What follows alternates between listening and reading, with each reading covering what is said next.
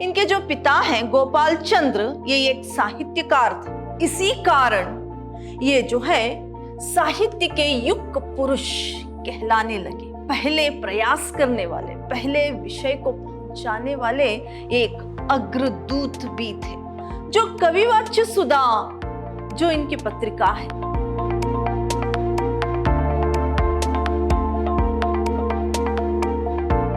प्रणाम, मैं Rihanna yes, अति उत्तम विद्याश्रम की हिंदी प्रवक्ता। मेरे सेकेंड सेम के जितने भी बीकॉम के विद्यार्थी हैं, आज मैं आपको यूनिट 4 के अंतर्गत जो पत्रकारिता है उसमें जो हिंदी के प्रमुख पत्रकार हैं उनके बारे में जानकारी दूंगी। जो युग पुरुष, साहित्य के युग पुरुष जो कहलाते हैं भारतेंदु हरिश्चंद्र, भारतेंदु हरिश्चंद्र जी जो है, इनके बारे में जानकारी मैं अभी आपको दूंगी। इनका जन्म 9 दिसंबर 1850 में हुआ और मृत्यु 6 जनवरी 1885 में। इनके पिता गोपाल चंद्र साहित्यकार थे। इनके जो पिता हैं गोपाल चंद्र, ये एक साहित्यकार थे। इनकी प्रारंभिक शिक्षा घर पर ही हुई। शिव प्रसाद जी से शिक्षा लेने लगे और 10 वर्ष की आयु में क्वींस कॉलेज में भर्ती होकर संस्कृत और अंग्रेजी पढ़ने लगे। भारतेंदु जी 18 वर्ष की आयु से ही साहित्य लेखन करने लगे थे। इनका जन्म जो है 9 दिसंबर 1850 में हुआ। इनके पिता जो है गोपाल चंद्र, गोपाल चंद्र जी एक साहित्यकार थे और इनकी जो शिक्षा थी, जो प्रारंभिक शिक्षा थी, वो घर पर ही हुई। इनके गुरु का नाम था शिव प्रसाद। इनके गुरु का नाम शिव प्रसाद था। जब इन्होंने प्रारंभिक शिक्षा इनकी जो घर पर ही हुई थी, इसके बाद 10 वर्ष की आयु में इन्होंने क्वींस कॉलेज में दाखिला लिया। इन्होंने संस्कृत और अंग्रेजी में अध्ययन किया। फिर 18 वर्ष की आयु से ही ये जो है साहित्य लेखन करने लगे थे। इनमें नेतृत्व के गुण होने के कारण वे तत्कालीन साहित्य के युग पुरुष कहलाए। इन्होंने कविता, नाटक तथा आलोचना आदि विधाओं में अपना महान योगदान दिया है। इनमें नायकता के गुण थे। इसी कारण ये जो है साहित्य के युग पुरुष कहलाने लगे। इन्होंने कविता और नाटक, आलोचना आदि विधाओं में अपनी लेखनी जो है चलाई। इन्होंने अपना योगदान दिया है। पत्रकारिता के क्षेत्र में उनका योगदान अविस्मरणीय है। बहुमुखी व्यक्तित्व वाले लेखक, परंपरा और प्रगतिशील के मध्य समन्वय स्थापित करने वाले योद्धा थे। वे नव जागरण के अग्रदूत थे। इन्होंने सिर्फ कविताएं ही नहीं बल्कि पत्रकारिता के क्षेत्र में भी अपनी योगदान दिए, जो कोई भी कभी भूल नहीं सकता।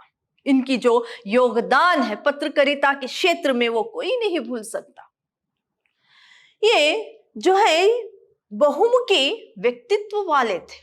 लेखक, परंपरा और प्रगतिशील के मध्य समन्वय स्थापित करने में इन्होंने सतत प्रयास किया था।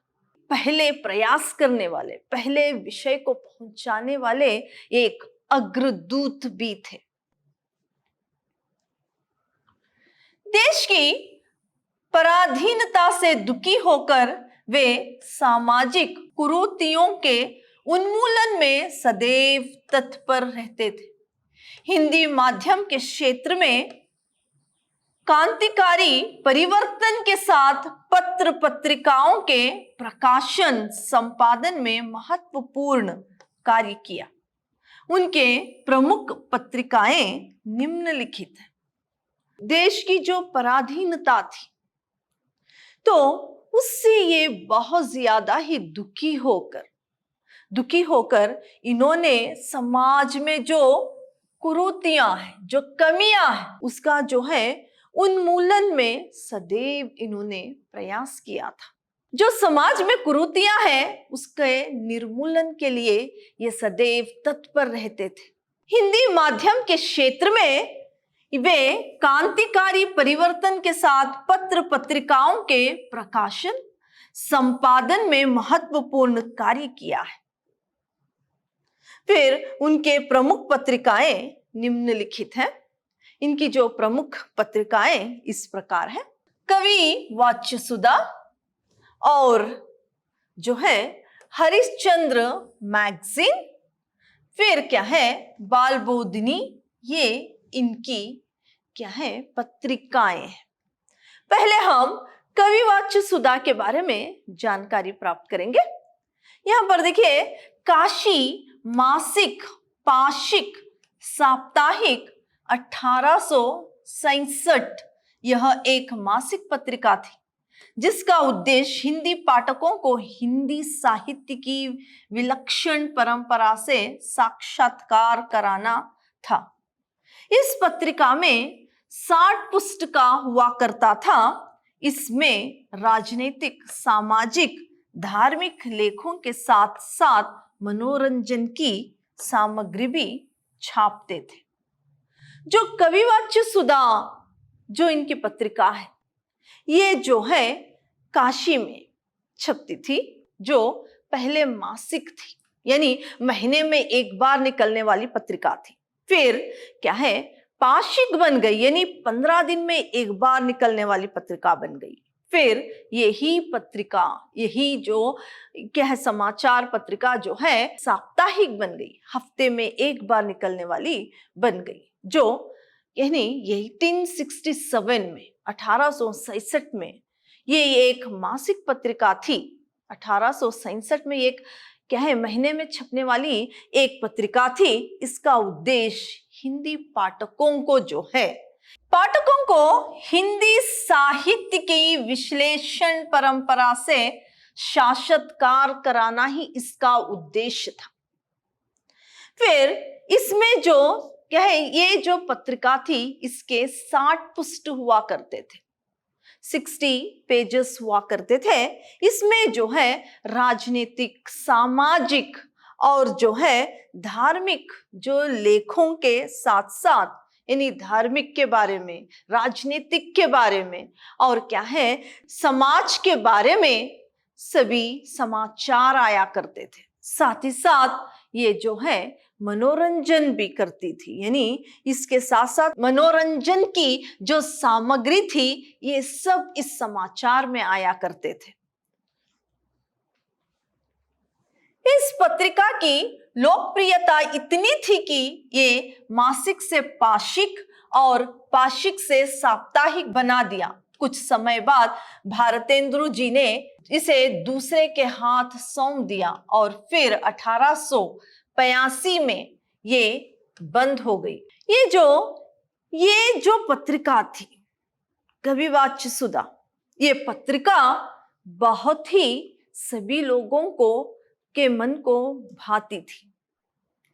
इसी कारण ये मासिक से महीने में एक बार जो ये पत्रिका छपती थी, ये क्या है 15 दिन में छपने लगी, फिर हफ्ते में एक बार। इसके बाद 1885 में 1885 में 1885 में जो है ये जो पत्रिका जो है ये बंद हो गई, क्योंकि भारतेंदु जी ने इसको किसी और को क्या है सौंप दिया था। जब इन्होंने किसी और को सौंप दिया 1885 में ये पत्रिका बंद हो गई।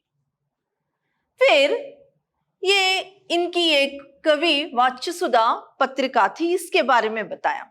अब जो इनकी एक मैगजीन थी, हरिश्चंद्र मैगजीन, इसके बारे में अभी मैं जानकारी दूंगी। काशी मासिक पार्षिक साप्ताहिक 1873 में भारतेंदु जी ने मासिक पत्रिका थी। विषय की दृष्टि से इसमें कहानी, नाटक, परिहास, आलोचना आदि का प्रकाशन हुआ करता था। यह एक साहित्यिक पत्रिका थी। देखिए, हरिश्चंद्र मैगजीन था, वो काशी में ही निकलता था, तो काशी में ही छापा करते थे। यहां पर ये पहले मासिक, फिर पाक्षिक, फिर क्या है साप्ताहिक बना हुआ था। ये क्या है 1873 में, 1873 में क्या है भारतेंदु जी ने मासिक पत्रिका के रूप में ये प्रकाशित हुआ। फिर इसमें विषय की दृष्टि से इसमें क्या है कहानियां, नाटक, परिहास, फिर क्या है आलोचना आदि जो है इसमें प्रकाशन हुआ करता था। फिर ये एक साप्ताहिक पत्रिका थी। फिर क्या है हुआ करती थी, ये साप्ताहिक पत्रिका थी। फिर ये क्या है हफ्ते में एक बार छपने वाली, फिर क्या है ये हफ्ते में एक बार छपने वाली पत्रिका थी। सन 1874 में इस पत्रिका का नाम हरिश्चंद्र चंद्रिका कर दिया गया।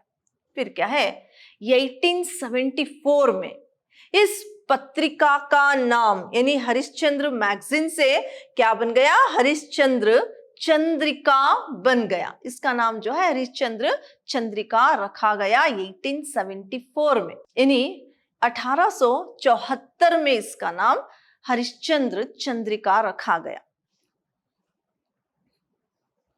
फिर जो बालबोधिनी है, इन्हीं की पत्रिका बालबोधिनी, ये भी मासिक, पाक्षिक और साप्ताहिक, ये जो है 1874 में भारतेंदु जी ने सिर्फ महिलाओं के लिए इस पत्रिका का आरंभ किया था।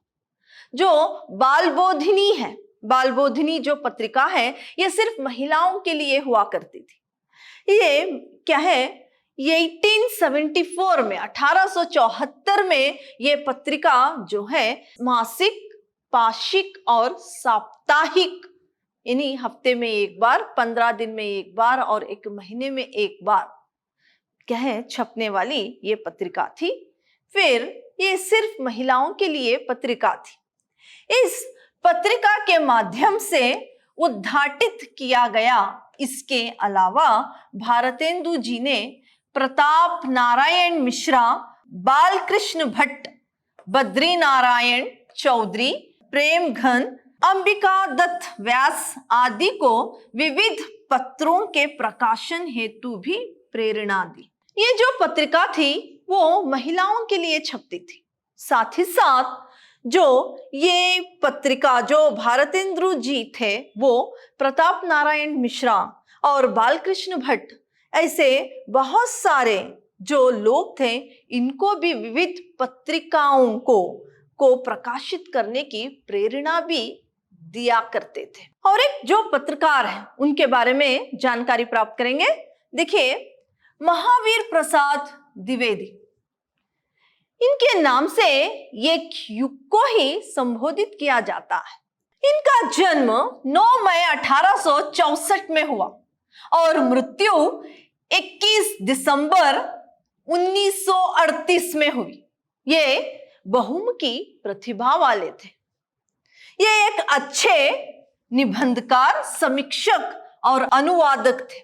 साथ ही साथ ये एक अच्छे पत्रकार भी थे। द्विवेदी जी जो है, इनके नाम से ही एक युग को संबोधित किया जाता है। इन्होंने सरस्वती पत्रिका को राष्ट्रीय स्तर की पत्रिका बनाया। जो इनकी सरस्वती पत्रिका, ये राष्ट्रीय स्तर की पत्रिका इन्होंने ही बनाया है। ये पूरा श्रेय इन्हीं को ही जाता है। सन 1903 में द्विवेदी जी सरस्वती के संपादक बने। जो सरस्वती पत्रिका है 1903 में, ये क्या है सरस्वती पत्रिका के संपादक बने। इन्होंने अपने संपादन कला में हिंदी के व्याकरण को समस्त रूप से परिष्कृत करके भाषा की अस्थिरता को समाप्त कर दिया।